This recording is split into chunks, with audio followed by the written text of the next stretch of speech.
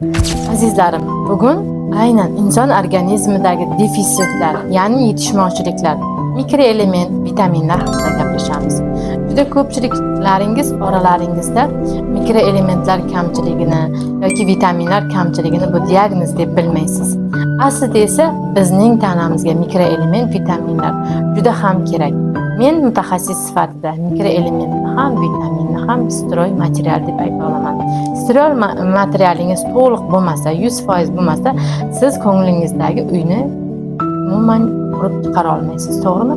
Shunday inson organizmiga ham mikroelement, vitaminlar juda ham zarur. Biz juda ham bilamiz, chet ellardan vitaminlar, kalsiylar juda ham ko'p iste'mol qilyapmiz. Oramizda tanlab, to'g'rimi? Lekin tanamizga so'rilmayotganligini his qilmaymizda, har xil kasalliklardan aziyat chekamiz. Aslida esa azizlar, mikroelement vitaminning tanaga so'rilishi uchun men sizga bugun bir sirni ochaman.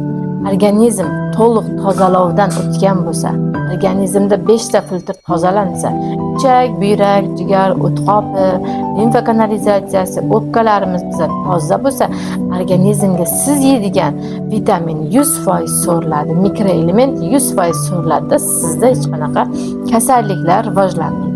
Agar vitaminlar, mikroelementlar haqida tanaga 100% qanday so'riltirsam bo'ladi degan savolingizga yanada javob topmoqchi bo'lsangiz, mana shu nomerlarga telefon qilingda, bemalol siz mendan konsultatsiyamda bo'lib, konsultatsiya jarayonida siz to'liq sizdagi bo'layotgan muammolarning asl sabablari bilan men bilan ishlang va to'liq ma'lumotni yana Telegram kanalimga o'tib bemalol bilib olishingiz mumkin.